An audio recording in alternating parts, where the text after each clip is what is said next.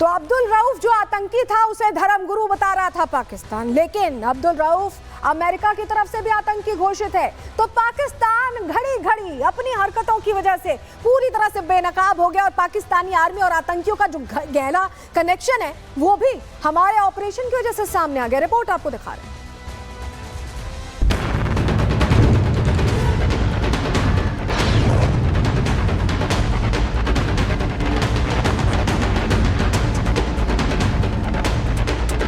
पाकिस्तान की आतंकी कुंडली पूरी दुनिया के सामने खुली। आतंकियों और मुनीर आर्मी का गठजोड़ पूरी दुनिया के सामने हुआ एक्सपोज। भारत ने दिया जवाब करारा, बेशर्म पाकिस्तान ले रहा झूठ का सहारा। पूरी दुनिया जानती है कि आतंकियों को पालने पोसने वाला देश पाकिस्तान ही है।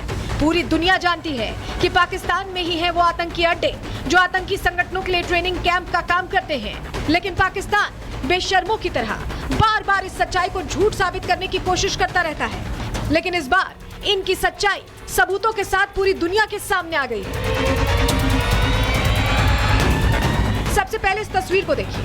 ये तस्वीर है पहलगाम में हुए आतंकी हमले का बदला लेने की, जिसमें मुरीदके में मारे गए आतंकियों का जनाजा है जो पाकिस्तानी झंडे में लिपटा हुआ है और उसके सामने सफेद कपड़ों में खड़ा आतंकी अब्दुल रऊफ है।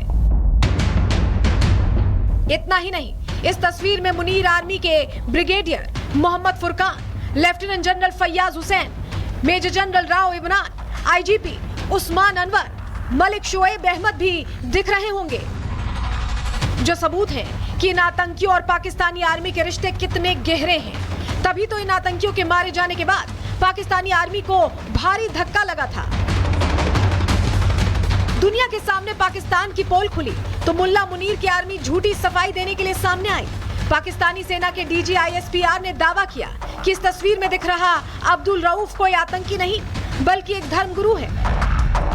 बाकायदा पाकिस्तानी आर्मी ने इसका पहचान पत्र भी दिखाया, लेकिन जब जांच हुई तो पूरा सच सामने आ गया।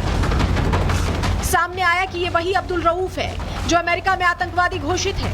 पाकिस्तान का झूठ तो पकड़ में आ गया, लेकिन ये भी दिख गया कि आतंकिस्तान अपने आतंकियों को बचाने के लिए किस हद तक जा सकता है, क्योंकि जो ID कार्ड मुल्ला मुनीर आर्मी के डीजी ISPR ने दिखाया था उसके मुताबिक आतंकी अब्दुल रऊफ PMML का वेलफेयर विंग इंचार्ज है, जिसका सीधा मतलब है कि पाकिस्तानी आर्मी रऊफ की आतंकवादी गतिविधियों को छिपाने के लिए धार्मिक संगठन के नाम का सहारा ले रही थी, जिसको वो धार्मिक प्रचारक बताने में जुटी थी वो दरअसल इंटरनेशनल आतंकवादी है।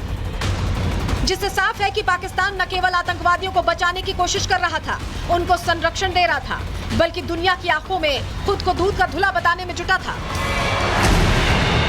जबकि US डिपार्टमेंट ऑफ ट्रेजरी के मुताबिक अब्दुल रऊफ लश्कर-ए-तैयबा का प्रमुख चेहरा है। साल 1999 से लश्कर के लिए काम कर रहा है। लश्कर के फ्रंट संगठन फलाह इंसानियत फाउंडेशन का मुखिया है, जो राहत कार्यों की आड़ में आतंक का एजेंडा चलाता है, आतंकी गतिविधियों के लिए फंड इकट्ठा करता है। 2008 में मुंबई हमलों के बाद लश्कर पर दबाव बढ़ा तो रऊफ ने ही FIF के जरिए चंदा जुटाने के लिए कार्यक्रम आयोजित किया था। अब्दुल रऊफ कितना बड़ा आतंकवादी है, इसको लेकर इस बात से ही समझा जा सकता है कि वो सीधे लश्कर-ए-तैयबा और जमात-उद-दवा के प्रमुख हाफिज सईद के निर्देशों पर काम करता है, जिसके बाद साल 2008 में अमेरिका ने इसे आतंकी घोषित कर दिया। मतलब साफ है कि जिसे पाकिस्तान की आर्मी साधारण व्यक्ति, धार्मिक प्रचारक और मौलवी बता रही है, वो असल में आतंकवादी है और ये सच पूरी दुनिया जानती है। अब इस वीडियो को भी देख लीजिए, जो आतंकी अब्दुल रऊफ का ही है, जिसमें रऊफ आतंकवादी गतिविधियों को हवाला देते हुए एकजुट होने की बात कर रहा है। भारत को दहलाने के लिए रची गई साजिशों का खुद ही खुलासा कर रहा है, लेकिन बेशर्म पाकिस्तानी और उसकी मुनीर आर्मी इस आतंकी अब्दुल रऊफ को धार्मिक प्रचारक बताने में जुटी है। हालांकि अब पाकिस्तान की आतंकी सच्चाई सबूतों के साथ दुनिया के सामने आ गई है। दिख गया है कि कैसे इस आर्मी के अधिकारी आतंकियों के जनाजे में शामिल होते हैं, कैसे पाकिस्तान में आतंकियों को राजकीय सम्मान दिया जाता है, कैसे इन आतंकियों की मौत पर मुनीर आर्मी आंसू बहाती है। इससे यह भी साफ हो जाता है कि जो पाकिस्तान दावा करता है कि उसका आतंकियों से कोई रिश्ता नहीं है, असल में वही पाकिस्तान इन आतंकियों के लिए पनाहगार बना हुआ है। और ये बात खुद उसके ही रक्षा मंत्री आसिफ ख्वाजा और बिलावल भुट्टो जैसे नेताओं ने अपने मुंह से उगल दी है। Bureau report, Republic Bharat. और इस बीच बड़ी खबर आपको बताएं, ऑपरेशन सिंदूर को लेकर सूत्रों के वाले से बहुत बड़ी जानकारी मिल रही है। भारतीय हमले के वक्त बंकर में छिपा हुआ था, पता चला है। आपको बताएं कि रावलपिंडी के नूर एयरबेस पर जब अटैक हुआ तो उस दौरान डर गया था मुनीर। मौलाना मुनीर इनका आर्मी चीफ और हमले के दौरान बंकर में छिप गया था और करीब 3 घंटे तक बताया जा रहा है कि मुनीर बंकर में ही रहा। स्ट्राइक खत्म होने के बाद ही बंकर से निकला है। पाकिस्तानी सेना प्रमुख है आसिम मुनीर और मुनीर को लेकर ये बड़ा खुलासा हुआ है कि 3 घंटे तक वो बंकर के अंदर रहा। जब तक भारत अटैक करता रहा तब तक डर का आलम वहां पर था, क्योंकि नूर खान एयरबेस पर अटैक हुआ तो इनकी पूरी हुकूमत एक तरह से हिल गई और उसके बाद बचने के लिए ठिकाना बंकर में लिया गया। तो हमने पूरी तरह से पाकिस्तान को बता दिया है कि हम कहीं भी रुकने वाले नहीं। अगर जरा भी कुछ सोचा तो हमारी तैयारी पूरी। सुनिए क्या कह रहे हैं संबित पात्रा। यह तस्वीर कोई साधारण तस्वीर नहीं है।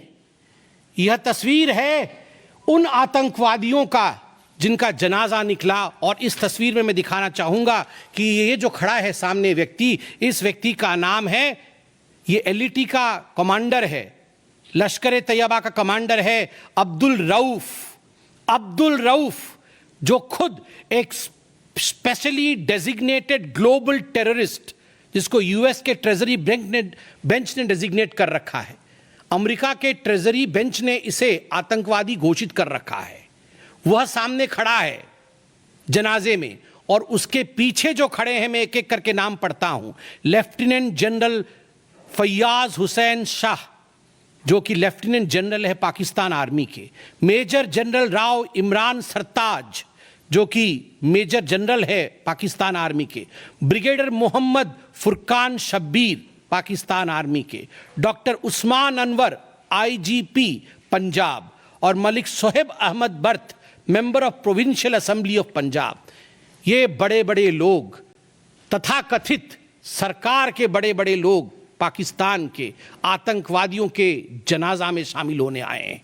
और जनाजे को लीड कर रहा है एक आतंकवादी, डेजिग्नेटेड आतंकवादी।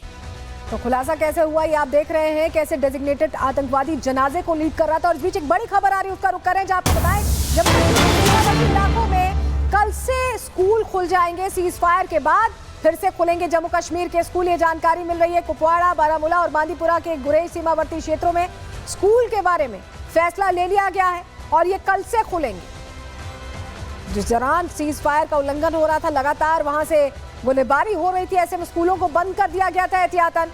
लेकिन अब गैर सीमावर्ती इलाकों में कल से स्कूल खुलने वाले हैं। लेकिन आपको बताएं, पाकिस्तान खुद ही एक्सपोज हो जाता है, हमें ज्यादा कुछ करना नहीं पड़ता। पाकिस्तानी सेना का नया और बड़ा कबूलनामा जान लीजिए।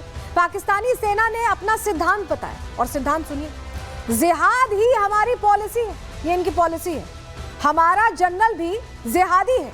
पाकिस्तान का आर्मी चीफ मौलाना है और पाकिस्तानी आर्मी पर मौलाना मुनीर की सोच हावी है। जिहादी ऐसे नहीं कह रहे, आतंकियों के साथ मिलकर जिहाद की सोच पाकिस्तानी आर्मी इसीलिए आतंकियों के साथ खड़ी दिखाई देती है, यही वजह है और ये खुद मान रहे हैं। इस बीच एक और बड़ी खबर आ रही है, उसका रुख करें। जहां चीन से पाकिस्तान को सैन्य मदद की खबर आ रही है। पाकिस्तान को चीन से सैन्य मदद की खबर फर्जी निकली है।